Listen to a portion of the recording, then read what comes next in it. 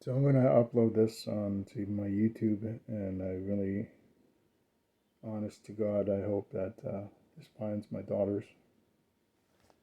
Um,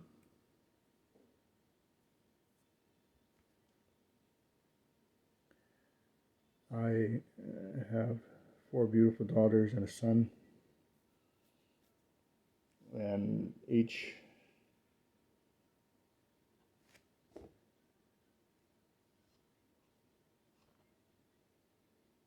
of shit,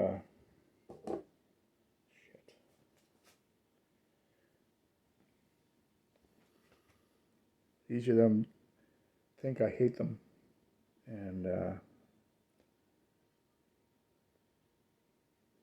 that they're not loved, and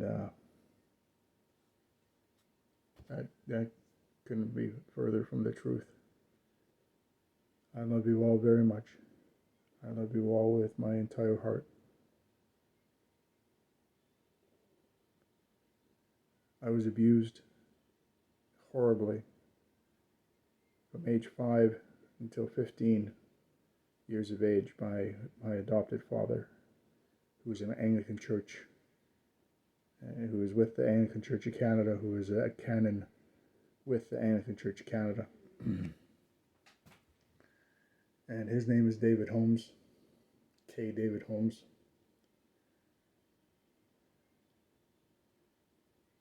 And he said that he would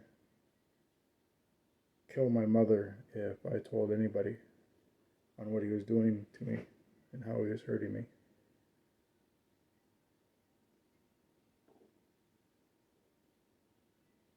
And he made me self-afflict, self-abuse myself by punching my stomach to make him promise to him that I wouldn't tell anybody. That if I ever had the urge to tell anybody, that I would punch myself in the face or punch myself in the stomach. And this is a grown priest with the Anglican Church of Canada who was telling this to a 5-year-old boy.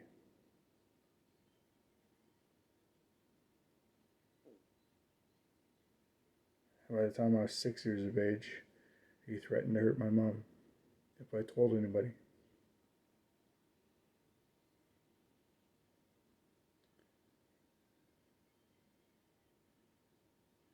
I have lived with this pain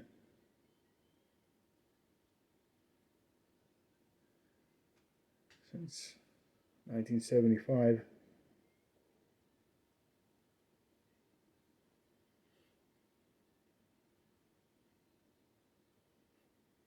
It's not that I don't love you guys. It's not that I don't care.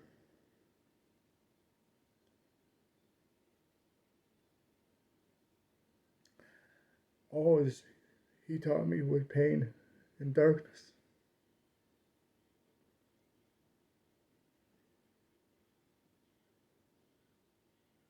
And how to be better.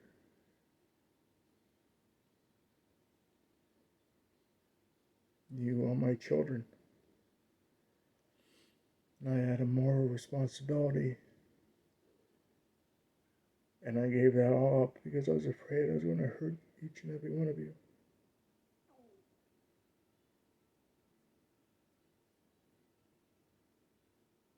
So I chose to walk away and live with my pain alone. And live with the sex abuse in my head all alone.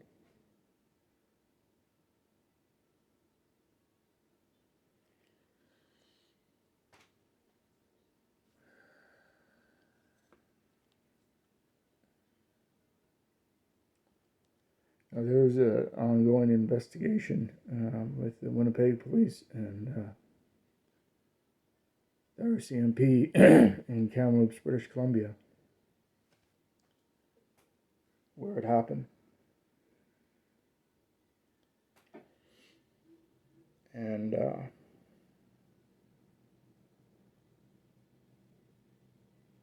he during that investigation told the investigating officers that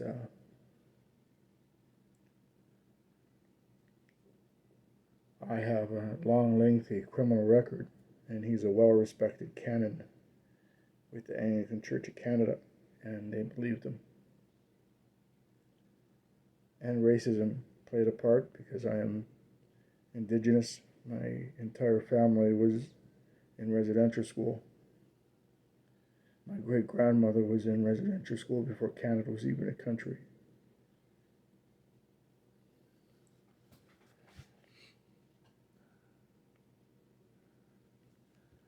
I was never taught how to be a father. I was never taught how to be responsible. When you have children, you have a moral obligation, a moral responsibility to be a father, to be a good parent. I was never given those skills.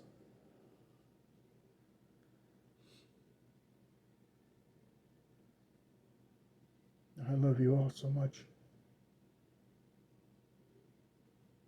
I'm 51 now.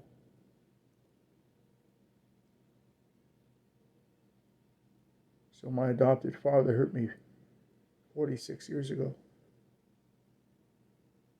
And I've been living with that pain in my heart and in my soul for 46 years.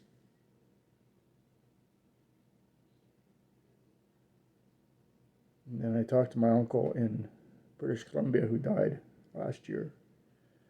And my dad died within 5 months before my uncle, and then my auntie. And they were all in residential school. And the atrocities that my uncle went through, and the atrocities my father went through, and my grandfather. The stories my uncle told me about it.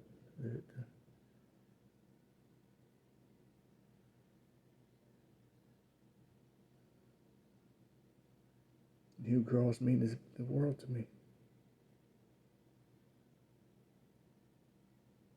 I'm not asking for your forgiveness. I'm begging for it. I showed Granny your videos, Michele. She cried. Like I did. You're so special. You're so special. You were smarter by 150,000, 150 million times than me or your mom. You have a brain. Use it. Your education is important. Your education will be tools for you to have to fight against the racism in Canada and what's coming long after I'm gone. There are survival tools. Don't ever forget your education. You won't regret it in the end. And boys will still be there after you get your education. I guarantee it.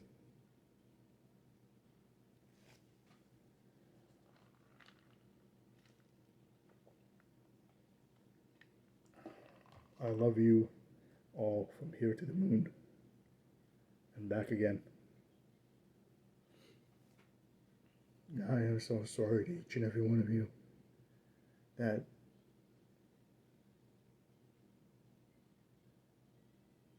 I made you believe and I made you think that I didn't love you and I didn't care. It is not your fault. It is none of your fault, so don't ever think that.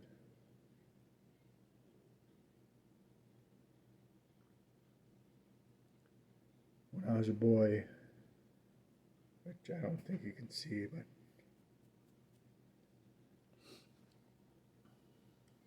I was trying to use suicide as a way out to kill myself. To all my children, which is for this video right here, is a dry spot. I had impetigo when I was born because The abuse didn't start happening with my adopted father, K. David Holmes. It started in the womb with my birth mother, because she was in residential school, and she drank, and she still drinks today, and she drank with me for the full term. That is why I never allowed your mother to drink or do drugs or even smoke cigarettes with you and Savannah. She wanted to. With Savannah, when we were living on Manitoba, she came home and bought a case of 24 Budweiser and was coaxing me into drinking with her, and she was already 4 months pregnant with Savannah, and I said, no, absolutely not drinking with them. And I said, I don't see why, it's not going to hurt the baby. And I said, Kathy, we are both addicted. We both have addictions, and I don't want to pass that on to my children. I don't want my children to be FAS like me. I have fetal alcohol syndrome. I have attention deficit disorder. I have PTSD because of my adopted father. I get angry at a drop of a hat like that.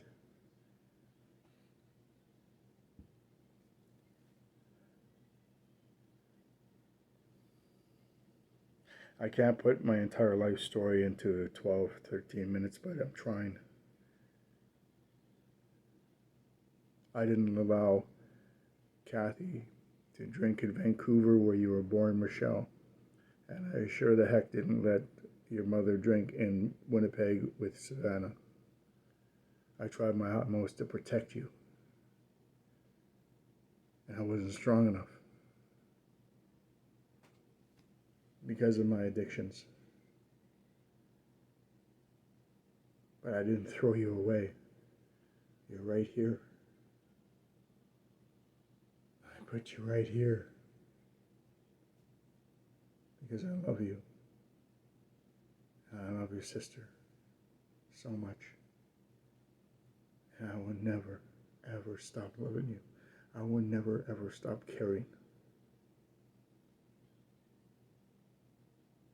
You are the light of my life.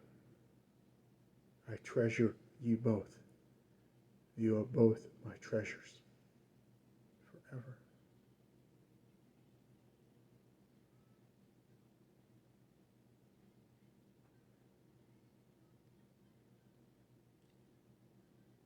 When I decided to come to Winnipeg in June 1st, 1990, I was 19 years of age. So by 1991, I was 20. Your age, sweetheart.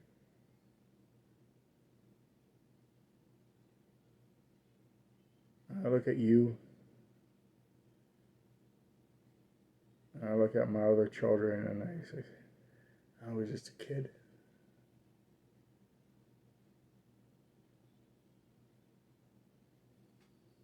And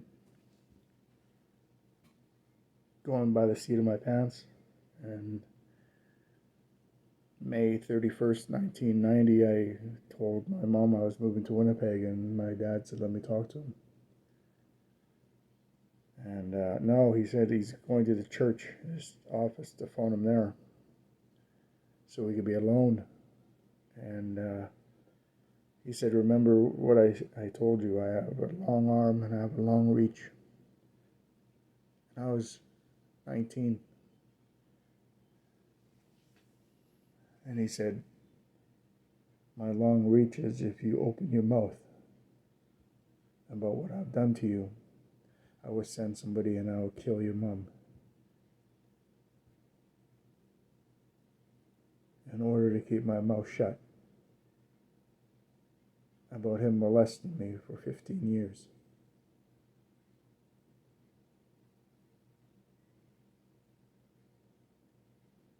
I didn't do this on purpose.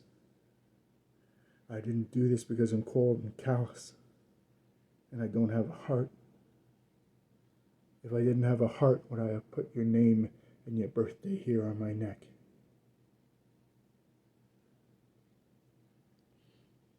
I love you very much. I always have and I always will for the rest of your life, no matter what path we choose to take.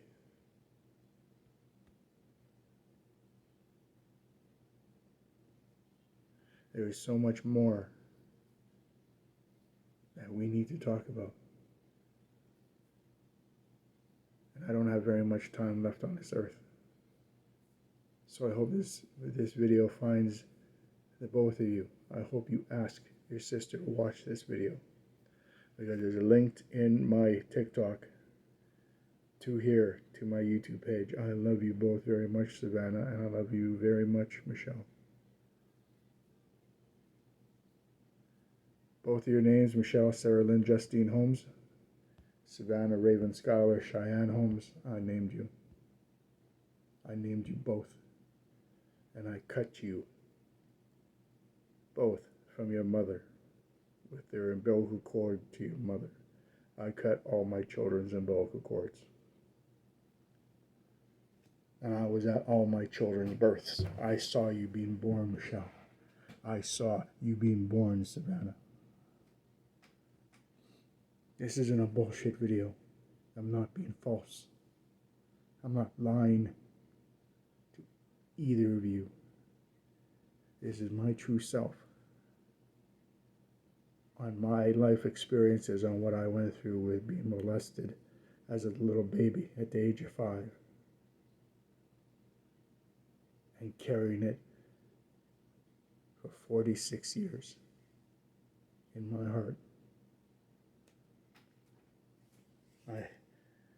I'll never stop loving you. I'll never stop caring about you, no matter what.